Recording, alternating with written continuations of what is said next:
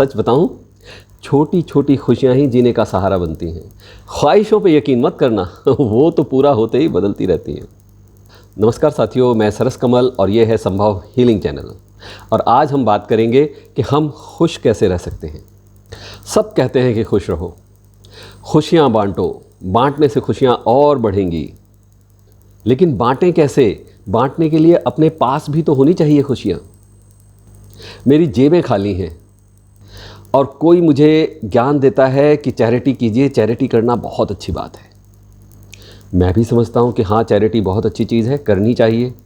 लेकिन मेरी जेबें खाली हैं, अब मैं इस बात को कैसे मान लूँ और कैसे चैरिटी करूँ? मैं चाहे ऊपर ही ऊपर जो भी कहूँ, अंदर ही अंदर बोलता रहूँगा कि क्या बकवास है, कैसे कर सकता हूँ मैं ये चैरिटी, है ना? तो आज मैं आपको तुरंत खुश होने का एक फार्मूला दूंगा और वीडियो पूरी देखेंगे तो किसी भी हालात में आप कैसे हैप्पी एंड सेटिस्फाइड रह सकते हैं, अपने सेटिस्फैक्शन के लेवल को कैसे हाई रख सकते हैं, ये फार्मूला भी दूंगा। जी हाँ, इस बात का परमानेंट सॉल्यूशन दूंगा, 100% साइंटिफिक फार्मूला, और तसल्ली से समझाऊंगा भी। और साथ ही आपके मन में उठने वाले सवालों के जवाब भी दूंगा। जी हाँ, आपके डाउटफुल सवाल। और अगर वीडियो आपने पूरी नहीं देखी, कहीं मिस कर दी, तो शायद वो छूट जाए जो सबसे ज़्यादा इम्पॉर्टेंट था, जो नहीं छूटना चाहिए था। और हाँ, इस वीडियो के डिस्क्रिप्शन बॉक्स में मेरे व्हाट्सएप ग्रुप का लिंक है। उस लिंक पर क्लिक करके आप ये ग्रुप ज्वाइन कर लीजिए, क्योंकि मैं 10 और 11 जून 2023 को लॉ ऑफ अट्रैक्शन पर फ्री वर्कशॉप्स लेकर आ रहा हूँ, जिनकी पूरी डिटेल और ज्वाइनिंग लिंक आपको इस ग्रुप पर मिल जाएगा। जी हाँ, डेट और समय नोट कर लीजिए, सैटरडे एंड संडे दोपहर 12 बजे। बिल्कुल मिस ना करें। ये आपकी ज़िंदगी का एक बहुत अहम निर्णय हो सकता है, आपकी लाइफ का लाइफ चेंजिंग डिसीजन। और जो चैनल पर नए हैं वो चैनल को सब्सक्राइब कर लें, बेल आइकन को दबा दें, लाइक बटन को दबा दें और दूसरे लोगों के जीवन में खुशियाँ बांटें। ज़्यादा से ज़्यादा शेयर करें इस वीडियो को। जी हाँ, तो मैं बता रहा था, मैं बचपन से सुनता आ रहा हूँ। इनफैक्ट ये बात अब से नहीं, युगों से चलती आ रही है और आपने भी बहुत बार सुनी होगी, लेकिन आज आपको समझ भी आ जाएगी। और वो बात है, पॉजिटिव सोचें, पॉजिटिव रहें, खुश रहें, खुशियाँ बांटें। दूसरों को खुशियाँ देने में आपकी खुशियाँ बढ़ती हैं। तो कॉन्सेप्ट के रूप में, एक थ्योरी के रूप में तो ये बात हम सबको बहुत अच्छे तरीके से मालूम है और हम सब इस बात को मानते हैं। लेकिन अब बात करें, कितने लोग रोज़मर्रा की लाइफ में और इस आपाधापी में इस चीज़ पर असल में अमल करते हैं, या कहूँ कि कर पाते हैं? कुछ गिने चुने लोग, और उनमें से भी ज़्यादातर कुछ देर के लिए किसी की मोटिवेशनल स्पीच सुनी, कहीं से कुछ पढ़ लिया या सुन लिया, या कुछ हासिल हो गया ज़िंदगी में, कोई कामयाबी मिल गई छोटी बड़ी, तो कुछ देर के लिए आप उत्साहित हो गए, जोश आ गया। लेकिन कितनी देर के लिए? कुछ देर के लिए। लेकिन ये भाव कुछ देर के लिए नहीं, आपको चाहिए परमानेंट, हमेशा के लिए। जी हाँ, मज़ा तब है जब ये भाव स्थायी हो जाए। ओके, ना सही परमानेंट, पर अक्सर मन में ये पॉजिटिव फीलिंग रहे, ये खुशी रहे, है ना? तभी तो इसका लाभ है। और अभी हो क्या रहा है कि बस मोटिवेट हुए, जोश आया, खुशी मिली, लेकिन कुछ देर के लिए। अगली सुबह या शायद कुछ चंद रोज़ के बाद फिर वापस उसी दुखी बेचारा मोड में, गुस्से से भरे हुए, अपनी तरफ से लाख कोशिश करते हुए कि हाँ, हमें पॉजिटिव रहना है। लेकिन फिर भी हमको कोई ना कोई नेगेटिव इमोशन घेर ही लेता है, जकड़ लेता है अपने जाल में। क्यों? क्योंकि हमारे आसपास, हमारे निजी जीवन में और प्रोफेशनल लाइफ में तमाम इस तरह के लोग मिल जाएंगे जिनका काम सिर्फ़ और सिर्फ कमियां निकालना है। जी हाँ, कमियां निकालने वाले लोगों की कोई कमी नहीं है, लेकिन बात सिर्फ इतनी भी नहीं है। कमियां निकालने वाले कमियां निकालते रहेंगे, कहने वाले कहते रहेंगे, हालात कैसे भी आ जाएं, लेकिन अगर आपने इस बात को अच्छे से समझ लिया, मन की गहराई से जान गए इस बात को, तो आपको ये परेशानी सताएगी नहीं। बेशक ये बात भी सही है कि हमको नेगेटिव थॉट ही बहुत ज़्यादा आते हैं। पॉजिटिव थॉट्स कुछ देर में फिर नेगेटिव में बदल जाते हैं, लेकिन नेगेटिव थॉट से पॉजिटिव में आने के लिए हमें बहुत एफर्ट्स करने पड़ते हैं। लाइफ में अलग अलग समय पर कई बार इस तरह की चाहत या अट्रैक्शंस हो जाते हैं जो हमें हासिल है उससे ज़्यादा, उसके अलावा हम चाहने लगते हैं। अधिक पाने की लालसा बिल्कुल स्वाभाविक है, हो सकती है, लेकिन ऐसी परिस्थितियों में किस तरह से सावधानी और समझदारी से निकल कर आना है, हमें इस पर विचार करना चाहिए। क्योंकि ऐसे में नेगेटिव तो हम बिना किसी एफर्ट के हो जाते हैं, छोटी से छोटी बात पर हो सकते हैं। कुछ भी हमारे मन के खिलाफ हुआ, जैसा हम चाहते हैं वो नहीं हुआ, चाहे पहले 1000 बातें हमारे फेवर में होती रही हों, जो हम चाहते हों वो होता रहा हो, हमारे मन मुताबिक होता रहा हो, लेकिन केवल एक बात आपके मन के मुताबिक नहीं हुई और आपका मन एकदम पलट जाता है, चला जाता है नेगेटिविटी के गर्त में। दरअसल ये हमारे दिमाग रूपी सॉफ्टवेयर का कमाल है। उसकी डिफ़ॉल्ट सेटिंग इसी तरीके से हो रखी है, और ये किसी एक दो की नहीं, ये हम सब की बात है। क्योंकि बहुत सारे अगर और मगर हमारी सोच के साथ जुड़े हुए हैं। कहीं ये ना हो जाए, कहीं वो ना हो जाए, अगर ऐसा हो गया तो, और ऐसा नहीं हुआ तो, उसने ज़रूर मेरी बेइज्जती करने के लिए ऐसा कहा होगा, ये तभी ऐसा कर रहा है, मुझे सब पता है, उसकी हिम्मत कैसे हुई ऐसी, मुझे मालूम है 10 साल पहले भी वो मुझसे बिना बात करे चला गया था। टेन टेन क्या हो रहा है ये? एक नेगेटिविटी से भरपूर फिल्म आपके दिमाग में चलने लगती है। एक अंतहीन सिलसिला है ना। बाहर कैसे आए इस दुष्चक्र से, कैसे तोड़ें इस नेगेटिव थॉट चेन को? घुसना आसान है, 1 सेकंड में, एक पल में हम नेगेटिव इमोशन में घुस जाते हैं, और घुसने के बाद ये सिलसिला टूटता ही नहीं। ऐसे में क्या ज़रूरी है? जी हाँ, बहुत ज़रूरी है कि इस दिमाग की डिफ़ॉल्ट सेटिंग को चेंज कर दिया जाए। और हाँ, ये चेंज की जा सकती है, बिल्कुल की जा सकती है, लेकिन उससे पहले आपको ईमानदारी से ये समझना पड़ेगा और मानना पड़ेगा कि आपको इसकी ज़रूरत है, और साथ ही ये भी मानना पड़ेगा कि आप ये कर सकते हैं। ये बहुत बेसिक और सबसे ज़रूरी स्टेप्स होते हैं किसी भी काम की शुरुआत से पहले। ईमानदारी सबसे अहम बात है। तो अब आपको खुशी चाहिए, तो सोचिए कैसे मिलती है खुशी, किस चीज़ से मिलती है खुशी? ख्याल रहे, स्थायी खुशी, परमानेंट, आने जाने वाली नहीं। मैं कुछ देर के मज़े की बात नहीं कर रहा हूँ। आपको खुशी और प्लेज़र के अंदर फ़र्क समझना होगा। हमारी इंद्रियों से मिले हुए सुख क्षणिक होते हैं, यानी अस्थायी होते हैं, कुछ देर के लिए। वे हमें प्लेज़र तो देते हैं, पर हमें खुशी नहीं देते। हमें असली खुशी हमें सेटिस्फैक्शन से मिलती है, मानसिक खुशी। क्योंकि मज़ा तो हमें हर गलत सलत काम करने पर मिल जाता है। अच्छे कामों में और सही कामों में किसको मज़ा आता है? जैसे सुबह सुबह जल्दी उठकर मॉर्निंग वॉक करना, एक्सरसाइज करना, इसमें किसको मज़ा आएगा? गिने चुने लोगों को। और आराम से आलस करना, देर से उठना, सोते रहना, इसमें कितना मज़ा है? खूब पिज़्ज़ा, बर्गर, समोसे, कचौड़ी, इन सब को खा के एंजॉय करना, इसमें कितना मज़ा है? और डाइट प्लान फॉलो करना, उसमें क्या मज़ा है? कितने लोगों का मज़ा है वो? टीवी और मोबाइल पर चटपटे शोज़ देखने में मज़ा है, या किसी लर्निंग प्रोग्राम में और पढ़ाई में? मेडिटेशन करके अपना पीस ऑफ माइंड बढ़ाना ज़्यादा मज़ेदार है, या 2 पैग लगाकर अपने तनाव तुरंत दूर कर लेना आसान है? भाई, मज़ा तो आपको सब उल्टे सीधे और मस्ती भरे काम करने में ही आएगा, लेकिन वो स्थायी नहीं होगा। होगा क्या? आप खुद सोच कर देख लो। कुछ एग्जाम्पल्स तो मैंने अभी आपको दिए ही हैं। ये खुशी नहीं होगी। केवल एक तरीका है परमानेंट खुशी का, केवल एक तरीका, अपनी लाइफ से सेटिस्फाइड होना। यही खुशियाँ लाता है। जी हाँ, बिल्कुल, ग्रैटिट्यूड, थैंक यू यूनिवर्स वाला भाव। क्या ये बोलते ही आपके मन में तुरंत शांति नहीं आ जाती?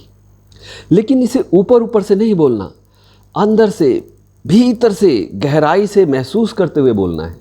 और इसे अंदर तक महसूस करने का तरीका क्या है? तो एक बार अपने दिल से पूछो कि आज तक आपको क्या क्या हासिल हुआ है। क्या सच में सबको वो मिलता है जो आपको मिला है?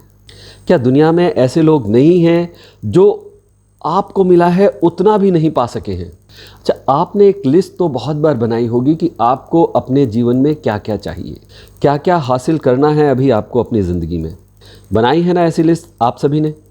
तो अब आप एक ऐसी लिस्ट बनाओ जिसमें आपने लिखना है कि आप क्या क्या हासिल कर चुके हैं, क्या क्या आपको कुदरत ने दिया है। जी हाँ, जन्म से अब तक। भाई दूसरी लिस्ट वो चाहने वाली, वो भी तो आप मरते दम तक के लिए बनाते हैं ना, जबकि वहाँ तो कोई गारंटी नहीं है कि वो दिन 100 साल बाद आएगा या कल आ जाएगा, लेकिन लिस्ट तो आपकी पूरे 100 साल के लिए बनती है। ये लिस्ट जो मैं अब आपको बनाने के लिए कह रहा हूँ, ये तो बनाना आपके लिए बहुत आसान है। सब कुछ आपको याद करके ही तो लिखना है, सोचना है और लिखना है, वही जो आप पा चुके हैं। हाँ, ईमानदारी यहाँ भी आपकी बहुत ज़रूरी है, यानी यहाँ तो सारी चीज़ें ऑलरेडी कन्फर्म ही हैं। देखिए, लिखने से आपकी भावनाएं बाहर आएंगी।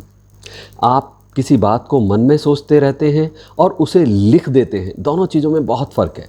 आप करके देखिएगा, आप कितनी ही बुरी से बुरी मनस्थिति में हो, आप लिखिए वो बातें जिनके लिए आप शुक्रगुजार हैं यूनिवर्स के। थैंकफुलनेस की फीलिंग आते ही आप एकदम पॉजिटिव इमोशंस में आ जाएंगे, यानी सेटिस्फैक्शन फील करने लगेंगे और अंदर से खुशी का भाव निकलेगा। इन सब बातों को जब आप लिखते हैं तो आपका ये इमोशन और भी ज़्यादा मजबूत होता जाता है।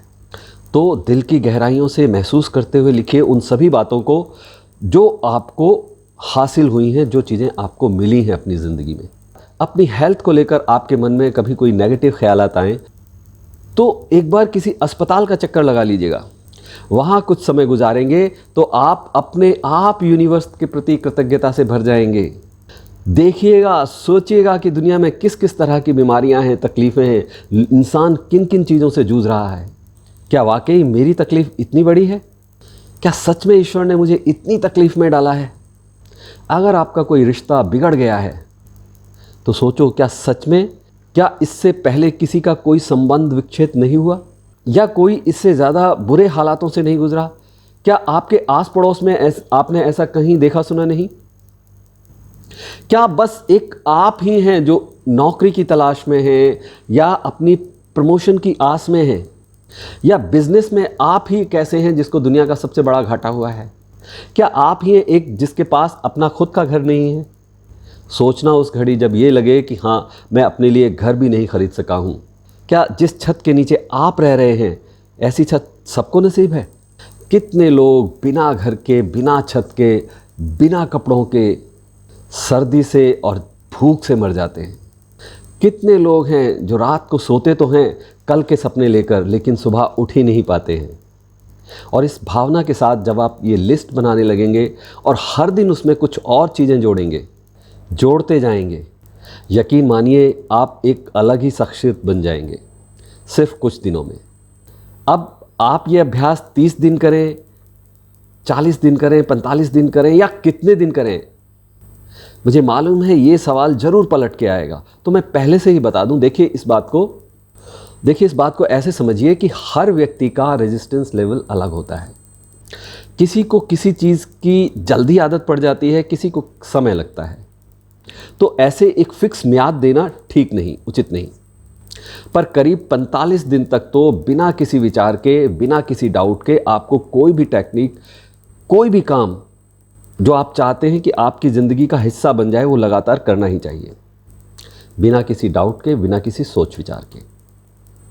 और अब मैं उस बात का भी जवाब दे दूं जो कुछ लोगों के दिमाग में तुरंत आ जाता है, अगर ऐसे संतुष्ट हो गए तो हमारे विकास का क्या होगा?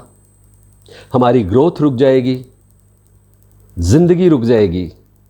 आया ये ख्याल आपके भी मन में? अगर आया हो तो कमेंट बॉक्स में ज़रूर लिखिएगा, और बहुत ध्यान से समझना इस बात को, ताकि ये ख्याल फिर से दोबारा आपके मन में ना आए। अच्छा, एक बात बताओ, असंतुष्टि और फ्रस्ट्रेशन के साथ काम करके या एक्शंस लेके आपको कामयाबी मिलने की संभावनाएं ज़्यादा हैं, या शांत, संतुष्टि भरे, सेटिस्फाइड फीलिंग, हैप्पी फीलिंग के साथ किसी काम को अंजाम देकर? दुखी और नेगेटिव इंसान को कौन सा बॉस, कौन सी कंपनी अपने साथ रखना चाहेगी, और कौन उसके साथ कारोबार करना चाहेंगे? अच्छा, ये भी छोड़ो, ये बताओ, क्या आप एक शांत, मुस्कुराहट के साथ बात करने वाले सब्जी भाजी वाले से सामान लेना पसंद करेंगे, या किसी चिड़चिड़े, रोते रहने वाले दुकानदार से? किसी सेटिस्फाइड, खुशदिल प्रोफेशनल से आप सलाह लेना या अपना कोई काम करवाना चाहेंगे, या फ्रस्ट्रेशन से भरे अपनी ही लाइफ से अनसेटिस्फाइड इंसान से? आपका जवाब ही इस बात का जवाब है कि संतुष्टि और विकास एक दूसरे के पूरक हैं, विरोधी नहीं। फ्रस्ट्रेट या सेटिस्फाइड, किस स्टेट ऑफ माइंड में आप ज़्यादा तरक्की कर सकते हैं और जीवन के सही निर्णय ले सकते हैं, और उनके रिजल्ट्स फिर कैसे होंगे, इसका निर्णय भी आप ही कीजिए। और ये बताइए, क्या सेटिस्फाइड होने से ग्रोथ रुका? समझने में गलती लोग यहाँ कर लेते हैं कि सेटिस्फाइड होना, सेटिस्फैक्शन होना मतलब कुछ नहीं करना, बस जो हुआ जो है उतना काफ़ी है। नहीं, संतुष्टि बस वो नहीं है। संतुष्टि वो है जहाँ आप जो कुछ आपको हासिल है उससे सेटिस्फाइड हैं, खुश हैं, उसके लिए बहुत खुश हैं और ईश्वर को बहुत बहुत धन्यवाद भी देते हैं। साथ ही अपनी इसी खुशी और संतुष्टि भरे मन के साथ आप और प्रयासरत होते हैं और प्रयासशील होते हैं आगे बढ़ने के लिए। और ऐसे में आपको याद रखना है विज्ञान का वो नियम, आकर्षण का सिद्धांत, जो कहता है कि आपके फीलिंग्स, थॉट, बिलीव्स और एक्शंस ये जैसे होंगे आपका अट्रैक्शन ठीक वैसा होगा। यही तो है आपका लॉ ऑफ अट्रैक्शन, है ना? तो अब इसमें कोई टकराव नहीं। और जो बात हमने शुरू में की थी खुशियाँ बांटने वाली, कि बांटो खुशी तो और बढ़ेगी, तो अब आपके पास चूंकि खुशी है तो आप खुशियाँ बांट सकते हैं और बढ़ा सकते हैं, है ना? और देखिए, बात कॉन्सेप्ट से निकलकर, थ्योरी से निकलकर व्यवहार पर आ गई, प्रैक्टिकल हो गई। और जब आप औरों की खुशी में खुशी तलाशेंगे, औरों की खुशी में खुश होंगे, तो सोचो, क्या आप पूरे यूनिवर्स से कनेक्टेड महसूस नहीं करेंगे? आपको ये अकेलापन, निराशा, उदासी, गुस्सा, चिंता, डर और डाउट्स, इस तरह के सारे इमोशंस कहाँ जाएंगे, कहाँ रहेंगे? विचार कीजिए कि अभी कैसा है जीवन और कैसा हो सकता है आपका जीवन। बुन लिए तो ख्वाब ज़िंदगी, पढ़ लिया तो किताब ज़िंदगी, सुनते ही रहे तो ज्ञान ज़िंदगी, कभी हंस कर देख लो कितनी है आसान ज़िंदगी। और ये वीडियो आपको कैसी लगी ज़रूर बताइएगा। पसंद आई हो तो अभी के अभी लाइक ज़रूर कीजिएगा और कम से कम 3 साथियों के साथ शेयर ज़रूर कीजिएगा। और उन्हें भी शेयर कीजिएगा जिन्हें आप हमेशा खुश और संतुष्ट देखना चाहते हैं। और हमारा व्हाट्सएप ग्रुप ज़रूर ज्वाइन कर लीजिए, डिस्क्रिप्शन बॉक्स में उसका लिंक मिल जाएगा। वहाँ आपको लॉ ऑफ अट्रैक्शन से जुड़ी ढेरों जानकारियाँ समय समय पर मिलती रहती हैं। बहुत जल्द फिर मिलेंगे एक और थॉटफुल यूज़फुल वीडियो के साथ। तब तक कीप प्रैक्टिसिंग, अभ्यास करते रहें, खुश रहें, संतुष्ट रहें, अच्छा सोचें, अच्छा बोलें, अच्छा करते रहें। नमस्कार।